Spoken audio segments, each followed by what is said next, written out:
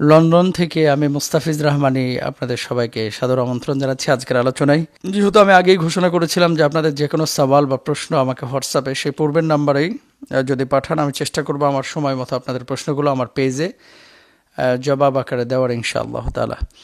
আজকে অনেকগুলো প্রশ্ন আমরা পেয়েছি, কিন্তু একটি প্রশ্ন আমাকে খুব টাচ করেছে, সেটি হচ্ছে ডক্টর ইউনূস সাহেবের ব্যাপারে।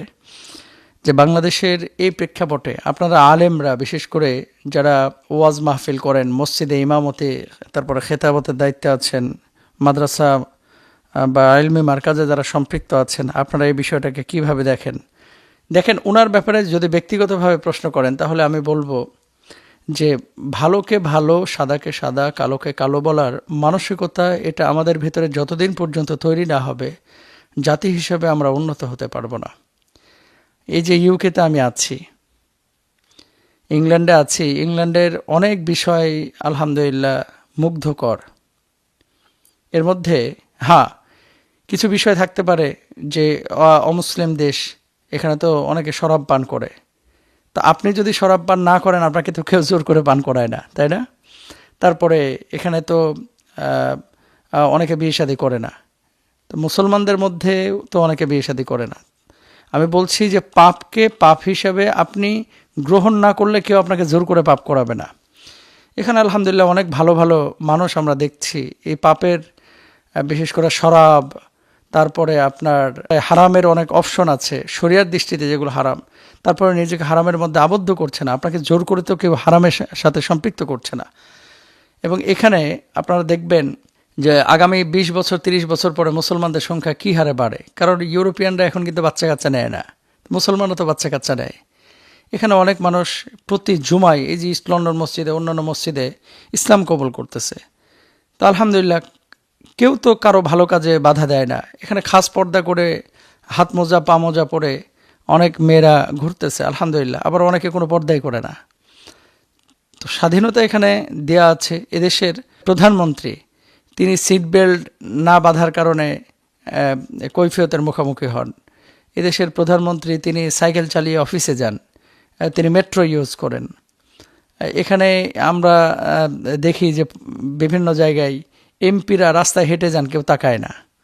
তারপরে লিডাররা রাস্তায় দাঁড়িয়ে একসাথে আপনার খাবার গ্রহণ করছেন অথবা খাবার ক্রয় করছেন।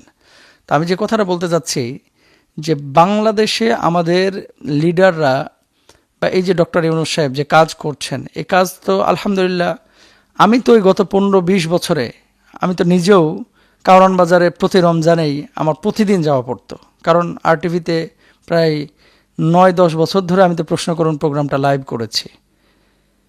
এবং বাজারে ঢুকলে হা হতাশ, কী হতো প্রতি রমজানে, কী হতো প্রতি ঈদে, আমরা সবাই দেখেছি। তো সেই রমজান, সেই ঈদ থেকে এবছর অনেক বেটার ঈদ এবং রমজান গিয়েছে আমাদের বাংলাদেশের মানুষ, অস্বীকার আপনি করতে পারবেন না। এখন আপনি যদি কোনো দল করেন, সেটা আপনার একান্ত ব্যক্তিগত ব্যাপার, কিন্তু আমি সেই দলের সমর্থক বিধায় এনার সমালোচনা করতে হবে, এই মানসিকতা থাকলে আপনি উন্নত মানুষ হতে পারবেন না। দল আপনি যেটাই করেন না কেন, ভালোকে ভালো বলা এবং সাদাকে সাদা বলার মানসিকতা আপনার ভিতরে থাকতে হবে। ডক্টর ইউনূস সাহেব নরেন্দ্র মোদীর সাথে যে মিটিংটা করেছে, আমরা দেখেছি তিনি যখন প্রবেশ করলেন তখন সবাই দাঁড়িয়ে তাকে সম্মান করলেন এবং বুক চিতিয়ে তিনি কথা বললেন। এই যে এই ধরনের আমরা লিডারই তো চাই, যারা কারো দাসত্ব গ্রহণ করবে না, বুক চিতিয়ে বুক ফুলিয়ে মাথা উঁচু করে বাঁচবে। যতদিন আমরা বাঁচব, সিংহের মতো আমরা বাঁচব। 1000 বছর শার্দুলের মতো বাঁচার চাইতে সিংহের মতো এক মুহূর্ত বাঁচা অনেক উত্তম, তাই না?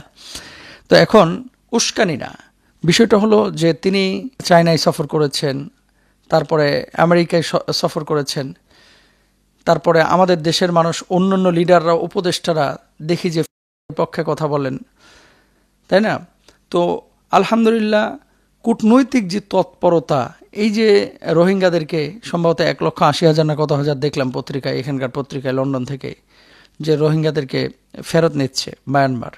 তো এটা তো, এই ওয়াজ তো আমরা অনেক দিন ধরে শুনতেছিলাম যে নিবে নিবে নিবে, কিন্তু আন্তর্জাতিক মহলে প্রভাব বিস্তার করে তাদেরকে এই ফেরাতে উদ্যোগ গ্রহণ করা, এটা তো অবশ্যই প্রশংসার দাবি রাখে।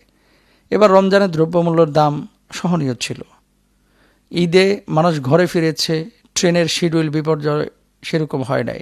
বাসে আল্লাহু আকবার, আমি যখন উত্তরবঙ্গে মাহফিলে যাইতাম, তারপরে সফরে যেতাম, এলেঙ্গায় কতক্ষণ দাঁড়িয়ে থাকা লাগবে, হাটি কুমরোলে কতক্ষণ, হ্যাঁ, তারপরে ওইদিকে কুমিল্লার দিকে দাউদকান্দি ব্রিজ, তারপরে মেঘনা ব্রিজ, টোল প্লাজায় কতক্ষণ দাঁড়িয়ে থাকা লাগবে, কি পরিমাণ পেরেশানি মানুষ হয়েছে।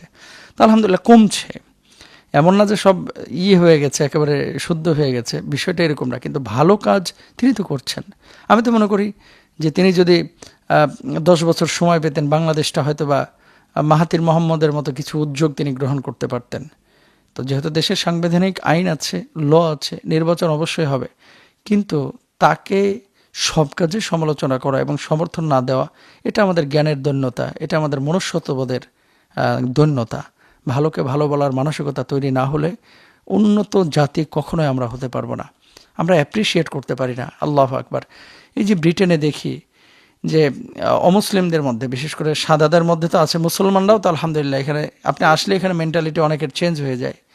মানে ভালো কাজ দেখলে তারা অ্যাপ্রিসিয়েট করে, তাকে তারা ওয়েলকাম করে, হ্যাঁ, তারপরে এত সুন্দর করে কথা বলে, মাশাআল্লাহ, যে আরেকজনকে উদ্বুদ্ধ করার জন্য যে তুমি ভালো করছো, তুমি চালিয়ে যাও। কিন্তু আমাদের মানুষ অনেকে আছে, কি বলবো আর কি, দলকানা আর কি।